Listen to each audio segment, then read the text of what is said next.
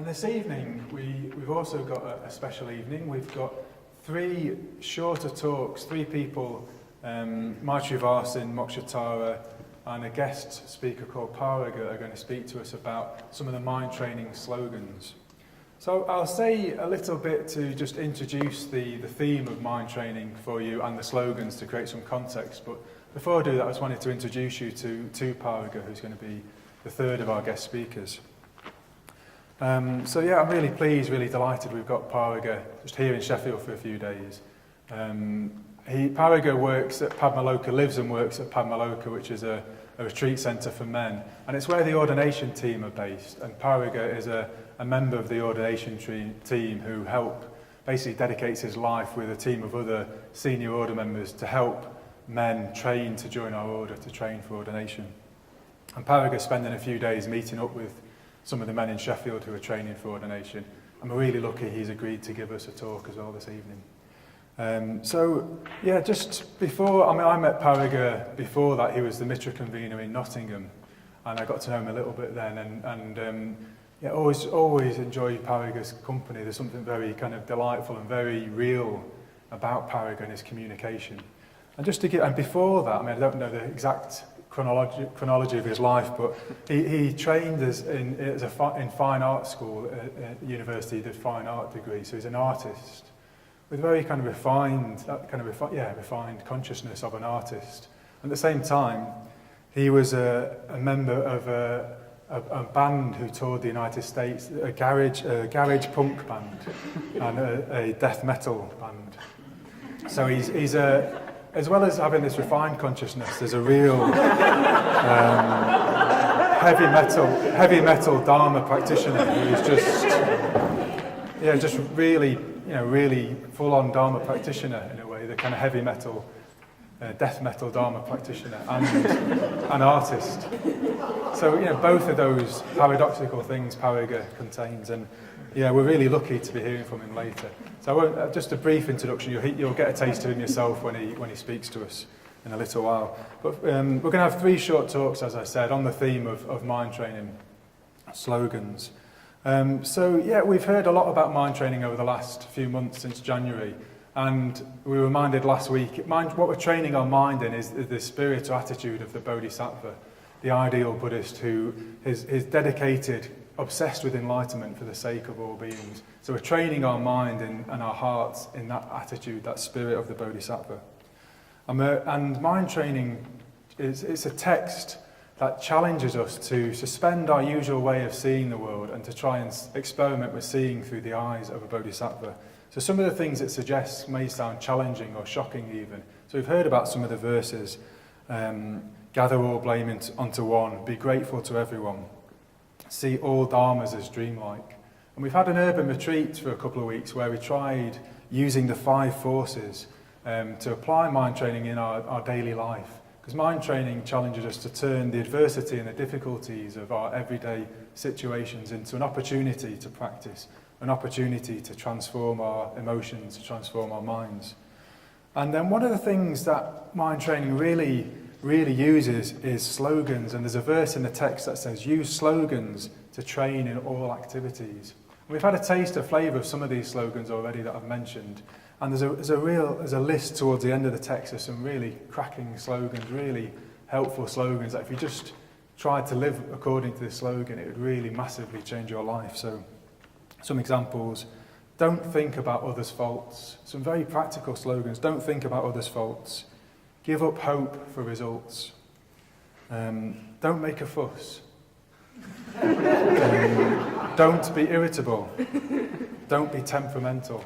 So you can just get the sense of like a bodhisattva just telling you how they see the world and how, just to think the things we need to let go of, the way we need to practice. So there's some really practical slogans. So we're going to hear just from 3 speakers about some slogans, a slogan that inspires them, that they try to put into practice. So first of all, Maitrivasin is going to, in a few moments, going to talk to us about a slogan which is don't expect thanks. And then Moksatara will speak to us about her slogan, which is don't compete. And then Paraga finally will speak about work on your strongest disturbing emotion first. So yeah, I'm really looking forward to hearing about these slogans from these three great speakers, and firstly Maitrivasin.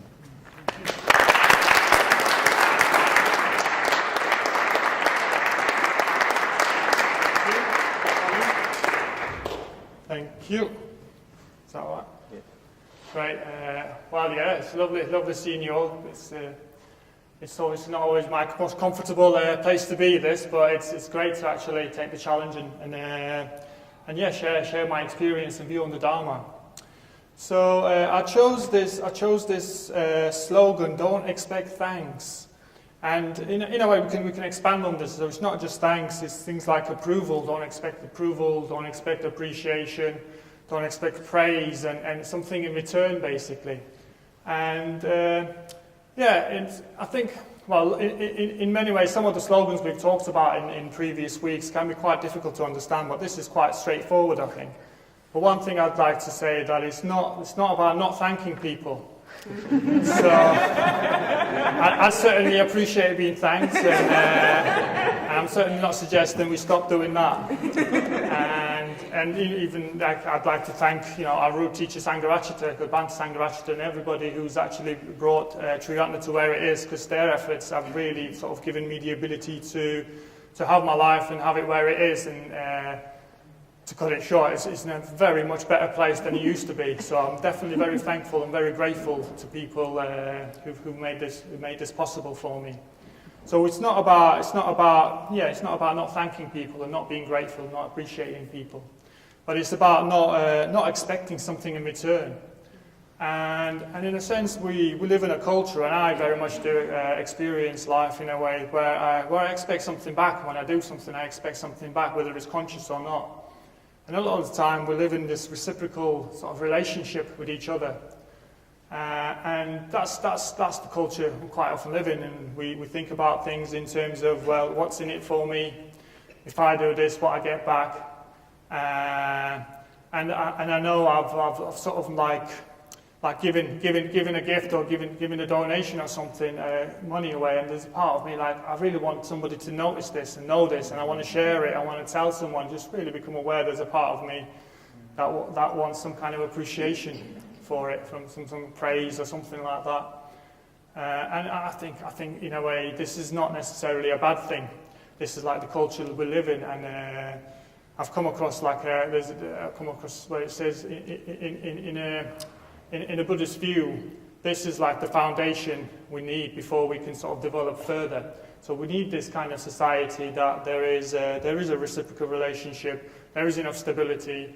And if you think of the Buddha's days, there was enough food produced, there was enough peace, and enough appreciation of ethics and morality that people can full-time practice spirituality. So it's not a bad thing that we expect things back, but it is a limited sort of place to be. So if we live a life where everything we do it out of a sense of, I want something back, it's quite limiting, really. It's kind of, compared to our whole potential, it's very limiting, but it isn't necessarily a bad thing. It is like the mud the lotus grows out of. So I don't want to say this is a terrible, society in itself is bad, or we want to everyone's going to go out and do things without any kind of expectation or anything back. And most of the time, I realise I actually do, at some level, want something back. And in the sense, I like this slogan because it goes on, it kind of it really brings my mind to what I'm trying to do, where I'm trying to aim at. This sense of being able to give things or do things out of a sense of not wanting something back.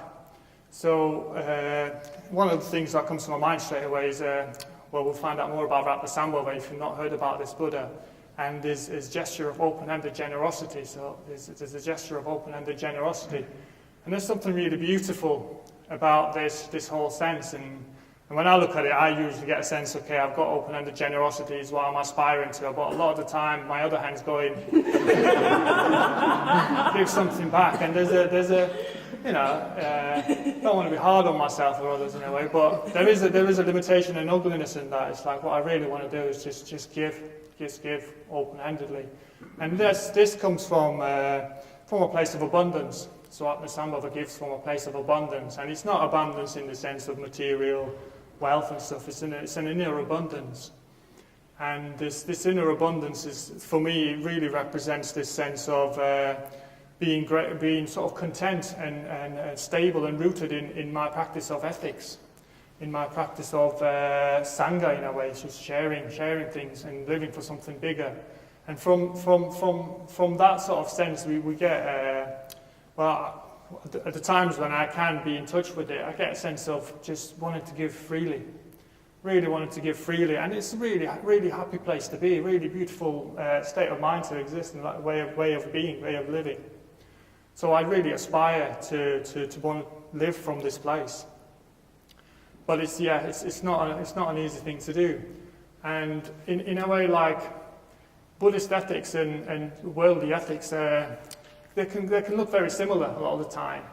But I'd like to sort of separate it in my mind about like. In a way, it's like being nice and being kind.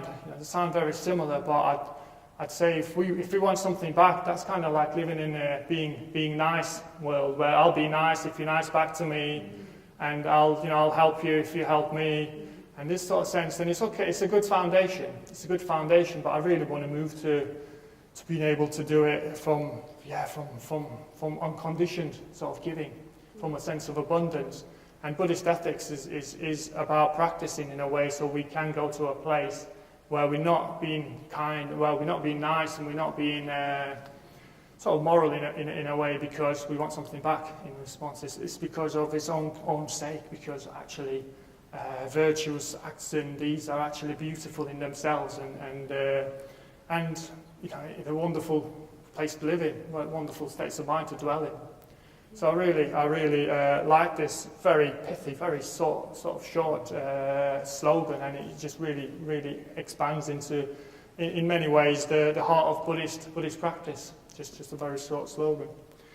So I was also thinking, I'll have a few examples. I was thinking, like the first time I realised I wasn't kind of giving things unconditionally.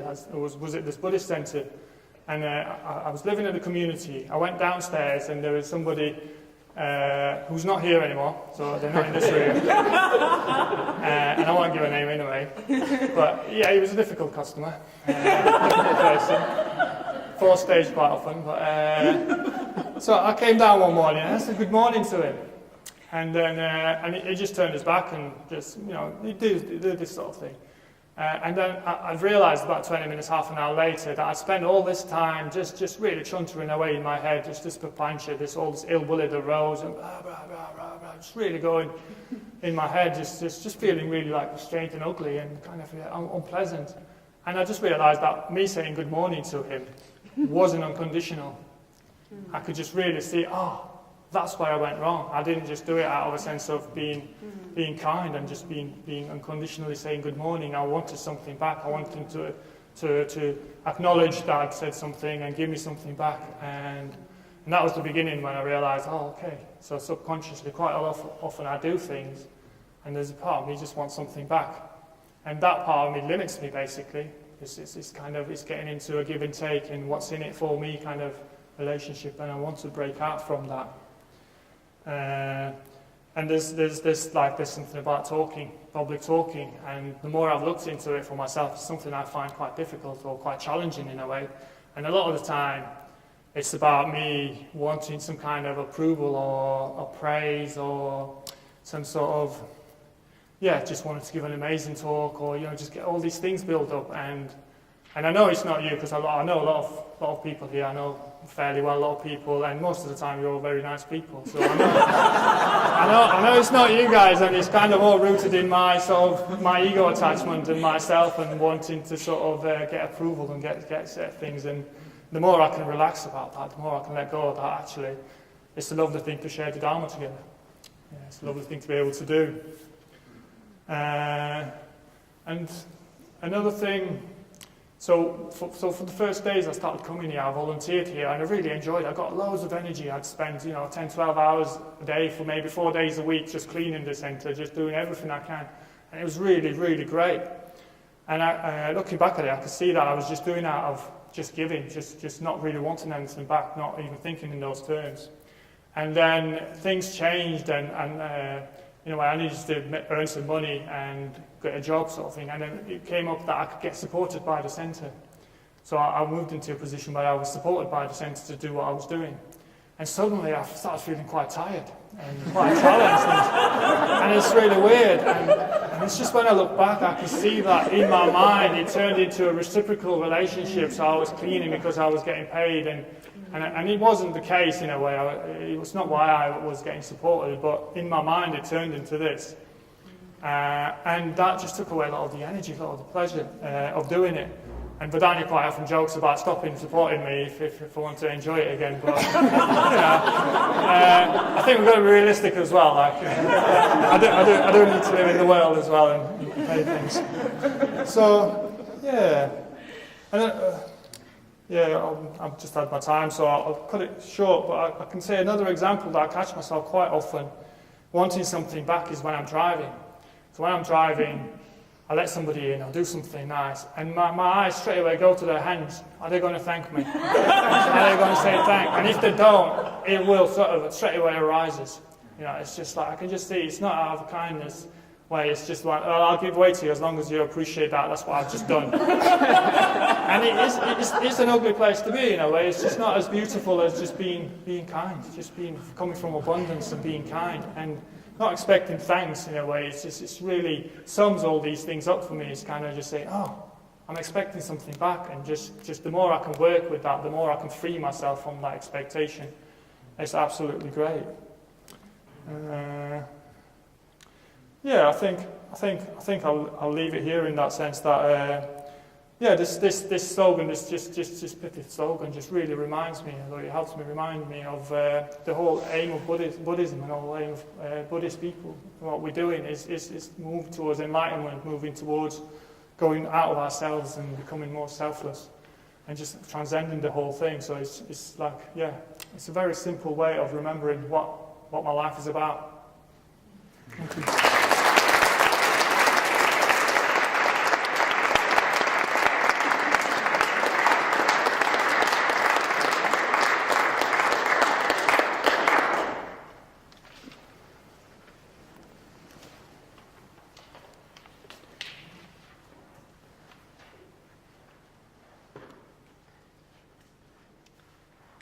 Technology. Okay, thank you, Maitrivasin. So my slogan is don't compete. Don't compete. And I chose this slogan because I'm the best at not competing, so I thought I'd be like the best person to tell you about how not to compete. So that might not be true. So actually I'm going to stand here and admit to being fiercely competitive, which isn't an easy thing to admit to, because it's not. You were talking about ugliness, and I think sometimes competition can be quite ugly. But I am fiercely competitive in different ways, and I've got some examples of when I was young.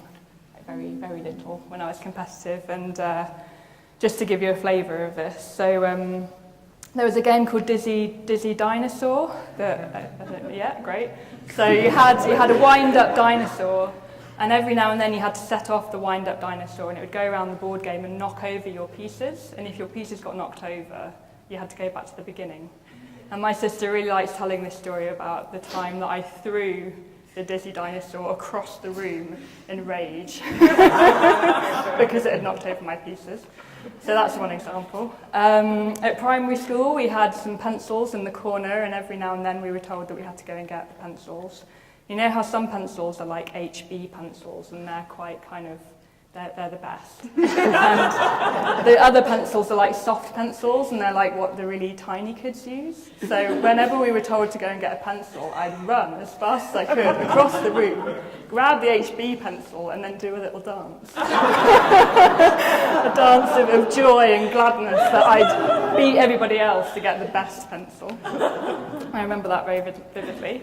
And another primary school example was sports day, maybe year 6, probably like the last year of primary school. And Mandy Dexter broke her arm before sports day, so she couldn't be in sports day. And I knew that would mean that I would win everything. And I was so happy. me. I was like, Mandy's broken her arm, I'm going to win, I'm even going to beat the boys. And I did. So that's a bit of my conditioning. So yeah, it feels good to win. I feel good when I win, you know. And I was watching this program with my mum called Child Genius, and it was these really, really smart kids who could spell words that you'd never heard of and do anagrams with words that you could never know. And this 10-year-old kid just said, when they were asking him if they thought he would win, he just said, "Oh, I really hope that I will win. I really like winning. I really like the glory." And I thought that's such a good way of describing it. You know, kids can say things that are so kind of direct, can't they? And it was like, so there's glory, I feel glory within myself, but there's also the glory of everyone else when you're kind of on top. And everyone's like, yeah. So yeah, being the best, winning, this is something that I find quite attractive. And I think it's quite primal, like, you know, like Gladiators, the TV programme, but also kind of the original Gladiators, you know, where you'd be watching these guys compete and, you know, being the best gladiator, the one that couldn't be defeated. And I don't know, there's something that's quite kind of, we can be quite drawn to competition, can't we? There's all these, like, reality TV shows now as well that really thrive on competition. And like Game of Thrones, a TV series that's captured the imagination of many people. It's coming back soon. And again, there's a lot of competition in that programme, like which family is going to end up on top. And we're kind of drawn to watching these things play out. And then in a more kind of, you know, grown-up way, I think there are subtle social examples for me when competition kind of can come in. So that might be like with co-workers. I apologise, and please forgive me if this comes in. Or with my friends, so like I might want the most praise at work. You know, if other people are being praised, I want my praise. Or with friends wanting to be like the coolest, the grooviest, the funniest. You know, these things can come in, and they're not pretty. I don't enjoy that aspect of competition in my life. And sometimes I think of it in terms of comparison, and this is something that we talk about in Buddhism as well, kind of where you try and figure out kind of who's better than who and who's worse than who and where are you in that scale. So yeah, it's all probably relatable, I hope. But yeah, this is why I chose the slogan, "Don't compete," is because it's helped me to work with this personality trait maybe of being quite competitive. But if it feels good to win, if it does, and it often does for me, then what's the problem? Like, surely if you're feeling great and when you win that's okay, then why would you not compete? So why are we being asked not to compete? And I mean, this example that I gave of Mandy Dexter is kind of a very good direct example of this. So in a way, competition can bring about a certain kind of joy or happiness at another person's suffering. So if there's a victory, there is also a defeat. And if you're looking always for the victory, then you're closing off from other people, or I'm closing off from other people, and I'm wanting other people to suffer in some way for my own gain. And there's a good line from the Dhammapada that illustrates this. It's victory begets hatred, for the defeated one experiences suffering. So yeah, winning comes with this kind of, there may be a personal gain in winning, but it's coming at the expense of other people. And I do experience that as a kind of a disconnection. It's destructive to my relationships at times. And if I'm in competition with other people, then those other people become my rival. And that kind of rivalry can lead to hatred. And Bhante Sangharashtra talks about the power mode versus the love mode. So the power mode is when you're denying the other person's existence or worth.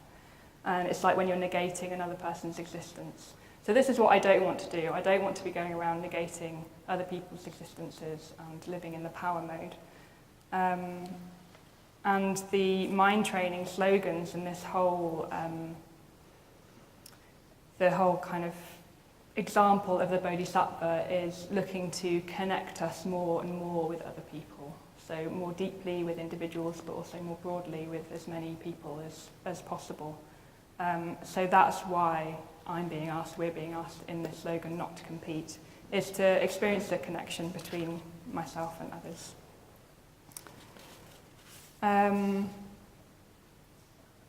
Yeah, so if we're not going to compete, if we're going to experience the connection between ourselves and other people, what is the alternative? So how can we not compete? It's all very well just being told not to do something. And I've thought about two different ways in which I try to kind of go beyond competition. And that's transforming the competitive urges and also transmuting the competitive urges, which I'll talk more about. So to transform competition, I'm talking about how I try to go from competition to connection. So the full quote from the Dhammapada is, "Victory begets hatred, for the defeated one experiences suffering. The tranquil one experiences happiness, giving up both victory and defeat." So the tranquil one experiences happiness, giving up both victory and defeat. So this word happiness is there. So I can compete if I want to. You know, if I want to carry on living this competitive kind of tendency out, then I can do, but I won't be happy if I do. So this slogan and that quote from Dhammapada is saying, if you're looking for happiness, don't compete. So I think I'm going to be happy if I win. That's why I want to win, is because it comes with this glory or whatever, and I think that's going to bring me happiness. But I notice that if I'm competing, actually, there's this rivalry, there's this disconnection, and I'm not happy. I'm much happier if I'm living out of friendship and connection.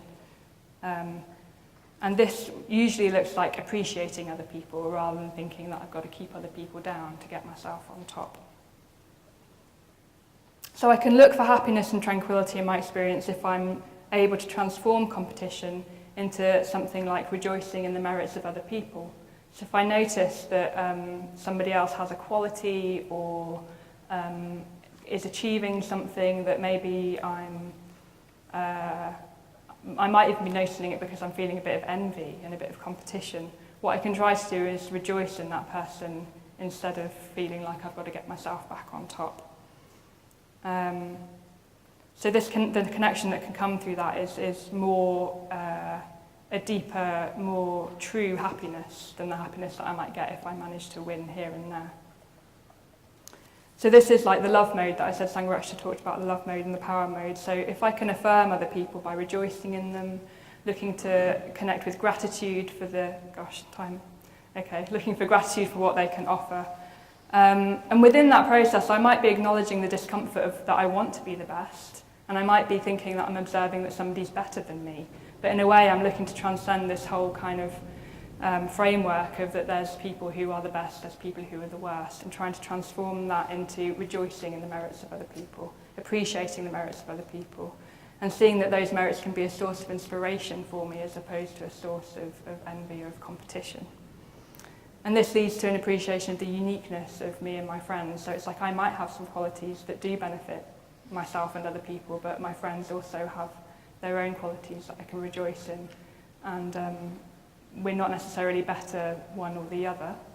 But also I can acknowledge that some people are particularly able to express themselves in ways that I aspire to maybe do myself, like whether that's kind of with spiritual qualities like kindness, like generosity, or if it's just like practical, like someone's a really good at reversing in their car, then I can just use that as that's not so much kind of a spiritual quality, but so I can rejoice in these merits and look to kind of like use that as an aspiration or as an inspiration for myself, rather than thinking that I have to sometimes bring them down so that I can kind of think that I'm better than them. Yep. So that's transforming competition into rejoicing, into connection.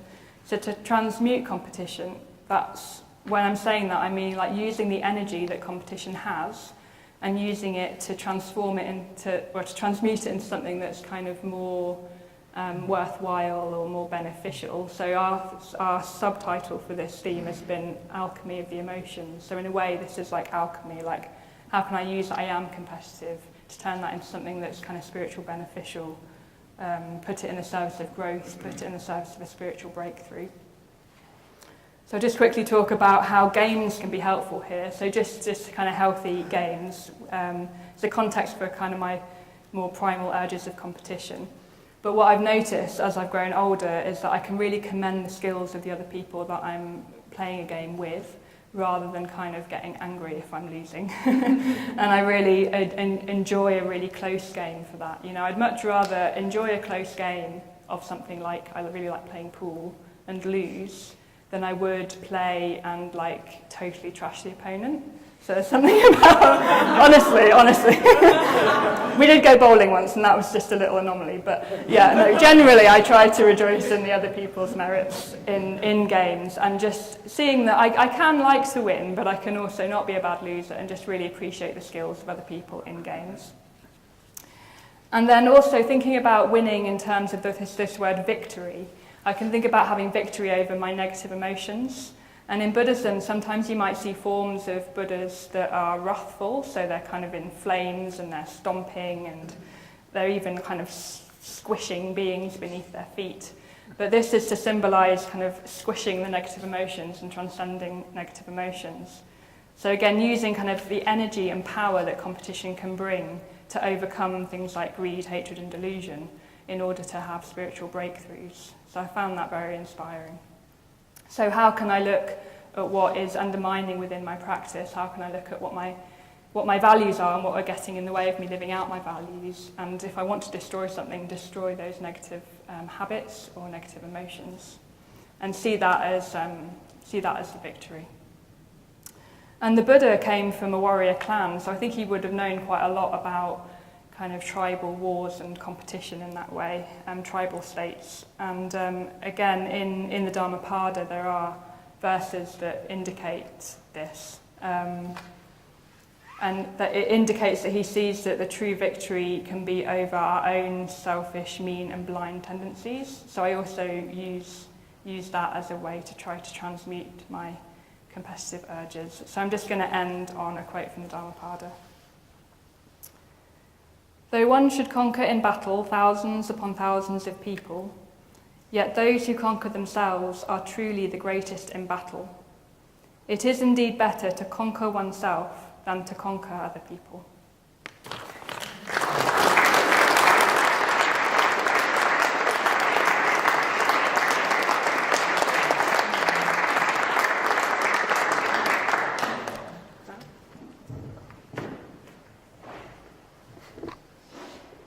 Hello. Okay. Yes, hello Sheffield, Slogans, my name is Paraga. Nice to see you all. Thanks, Maitrivasin, for your introduction there as well. So, Bodhinaga asked me if I choose one of the mind training slogans. For some reason I chose what I wanted to choose, work on your strongest disturbing emotion first. Now I'm standing here in front of you all, I'm beginning to regret choosing that one, but we'll see what happens. What time is it? 12 minutes, okay. I've no idea if this is going to take 12 or 2 minutes, but we'll start. Yeah, so work on your strongest disturbing emotion first. I think that's always stood out to me, just because I suppose I just don't want to live my life in the shadow of strong, disturbing emotions. I just don't want to live my life in the sort of shadow of kind of deep, repetitive, grim, ugly habits. So that's, yeah, and I sort of figure that there's always going to be strong, disturbing emotions, and if I've committed my life to Dharma practice, well, that's going to have to be quite central to sort of look at that, as opposed to just committing my life to Dharma practice so that I can just be comfortable and just try and make the best job out of the messy situation that's sort of samsara and conditioned existence anyway. I was trying to think what I said a bit louder then, didn't I? I won't do that again. So the first thing I thought was how to sort of, I was thinking, well, what is my strongest disturbing emotion? And it wasn't very easy to find, actually, which sounds ridiculous because it's the strongest, most disturbing emotion you think it'd be. But I just realised it wasn't that obvious, and I had to kind of, it's almost like I'd stepped towards what I thought it was, and it kind of swim behind me, and it just seemed to kind of glide out of the way. But I figured that there was something about deep habit and deep sort of, particularly disturbing habit, tending to hide. Disturbing emotion is something we don't want to experience. And most of us, well, all of us, me included, have spent our lives trying to organise, trying to find a constellation within conditioned existence where we can avoid deep disturbing emotions. I do it sort of all of the time, most of the time, I'd say. So there's a habit of sort of not noticing it in a way. I was also thinking that the less disturbing emotions, the more everyday disturbing emotions, are sort of, they're not so threatening, so they're not so hidden. And they're more easy to recognise in a way. And I also sort of thought if you're aware of a disturbing emotion, it means hopefully you're in some creative relationship to it. But the deeply disturbing emotions, I like this word, deeply disturbing. I just thought, it's the kind of real deal. It's, you're sort of really not messing around with this. It's not about, should I have more cake or not? It's something that's deep views that are probably screwing up your whole life anyway.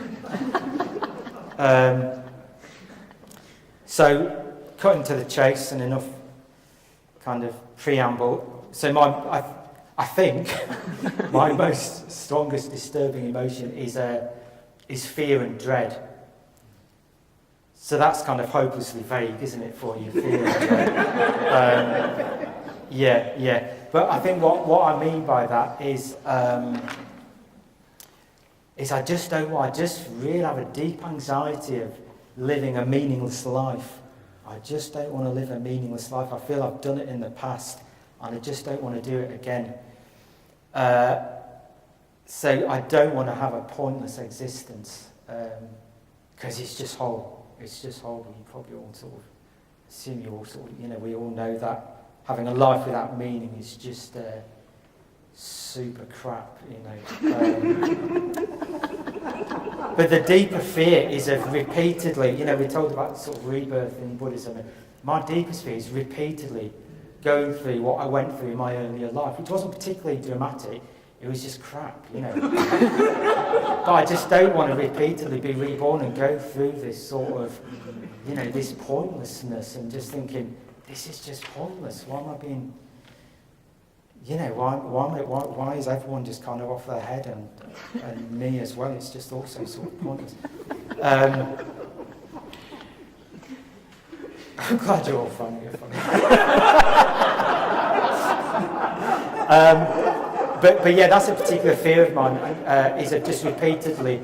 So, gosh, we're told if you don't practice the Dharma, if you don't gain its significant insight into the nature of reality and turn it round, then you're just going to come back and sort of have the same habits and stuff. And I just think, mass anxiety. I don't like the look of that.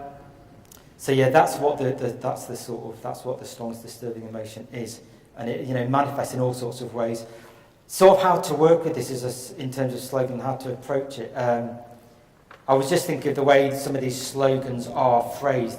So this idea of work on the deepest emotion, I thought, well, how do you work on it? What does it mean to work on it? And this thing of work on it first, I thought that doesn't quite make sense, because it's a bit like you've got a huge sink full of really dirty pans. One of them's got so much crud burnt into it, you're never going to clean it. So it's not like you really clean that one and get it out of the way and then you just sweep through the other pans. It's like, for me with this, it feels like it's not going to be first. It's going to be at the beginning, it's going to be in the middle, and it's going to be at the end. So it's, it just feels like it's just the phrasing of it, deal with the deepest one first. It's like, first and last and all of the time. And even just, the image of the Buddha, when he's gaining enlightenment, and what happens when Buddha's gaining enlightenment is you have the attack of Maya, you have this, these images of all these demons attacking the Buddha. So I find that so helpful, that image. It's a huge image in my sort of personal kind of myth in a way, because it's like, even when you're that far from enlightenment, the emotions, the disturbing emotions are going to really go for it. So I just kind of like sort of remembering that. And as good as you get at Dharma practice, so to speak, there's always going to be a strongest a strongest disturbing emotion. And I don't think, so that's always going to happen. There's always going to be this sort of polarity between, your practice deepening and the depth of strength of emotion you're going to have to deal with is going to sort of be even sort of deeper. I don't quite like the word emotion actually because it makes it just sound like just too psychological, which which is much more than that. I was also thinking that with something like this sort of deep, disturbing emotions, that I'll just have to play the long game with it. You just have to play a long game. No sort of like quick, because I think if there's an anxious approach to quickly getting it out of the way, you're actually just in the grip of it. If I sort this out, I'm going to really go for refuge, and actually everything's just going to be all right, and I can kind of take my foot off the pedal. And so, just trying to be aware of not trying to sort of deal with it so you can get it out of the way, to sort of have to play a long game with it. I think also with these huge, deep, even primal forces, which I think is what they're addressing in terms of deep, disturbing emotions. It's kind of deep primal forces that we've all got. I feel sort of more animal than human quite a lot of the time. I'm not just saying that, I just feel like a dog sometimes, just kind of sniffing things, pissing, and I do just feel like that. I feel the amount of awareness I've actually got is quite limited. Why did I get onto that? Yeah, so I was thinking that in terms of dealing with these deep primal forces, I've always felt that Dharma practice needs cunning and trickery. That, I don't like using the term Mara because it can seem like something, it's just Mara, and it's like, no, it's me, it's you. But, so to speak, to use that terminology, it is like Mara or your deep habits. They're not just going to conform because you've gone for refuge and you've found the Buddhist centre. They won't conform to that. They won't conform because you've got a white case and you're on the ordination team. They're not interested in any of that. Deep primal forces, they're just they'll just trample all over that, and they do. So it needs cunning, trickery, patience, love, faith, strong sort of commitment and faith in the three jewels, and mainly sort of help from others who know you well. I've found help from sort of spiritual friends. It's been absolutely just hugely important. And also being in relationship with friends that I can see are also engaging with their deep primal forces. So being in relationship with people you can see that reflected in them, that they're doing the same thing. They're doing this mighty work, and particularly if they've got a lot more experience or even a bit more experience, it's very easy for you to align with them, and that just their work reflects your work, and it makes it so much easier for you to go for it because you're not doing it on your own. That's part of Sangha, we're sort of doing it with each other, so to speak. Right, what next? I'm nearly finished. Maybe I'll say that bit at the end. I think I just want to develop an attitude of always being able to. I'm not seeing these things as psychological. I know I just said that. It just feels deep primal forces, glaciers, poisons, whatever you want to call them. Deep primal forces that, for me, it feels like they've been there lifetimes. So it's not just the psychological thing, but I feel like I really want to develop an attitude of always turning towards what's deepest and most sort of provocative to me and most sort of disturbing. And even developing a life where my Dharma practice thrives on being in relationship with these deep forces. Like there's an element of it that loves it. And I'm beginning to even see that a bit. And some mysterious element of Dharma practice which really enjoys going right into the heavy stuff. Not because I think I'm great or anything, but it's like there's part of the whole kind of myth of practice is partly something to do with just fearlessly moving into those very sort of strong areas, but that being reflected also in the fact that being reflected in what? just being reflected in the fact that your confidence and faith in the three jewels is really deepening and growing. But yeah, just I can't quite communicate it. Just that element of practice thriving on being in relationship to what's most sort of disturbing. There's a Miller Rapper, this sort of great Tibetan yogi from hundreds of years ago, and one of his songs, he was an enlightened yogi, one of his songs was, the more despair the present, the more joy I feel. So he had this sort of sense of really seeing these sort of deep forces as just seeing that they were, I don't know what he saw, but he saw something, in them. He totally saw the sort of empty, illusory nature of them. And they seemed to still be present, but he just saw right through them, which I just found that really inspiring as a sort of way of practicing.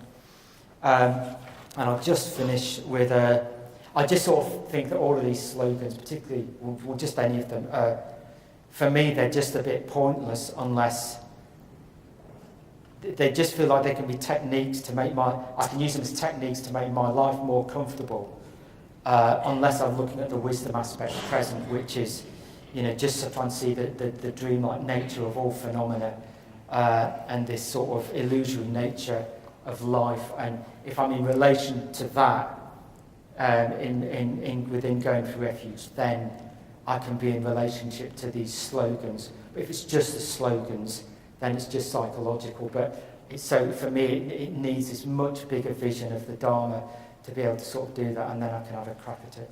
Okay, thank you very much.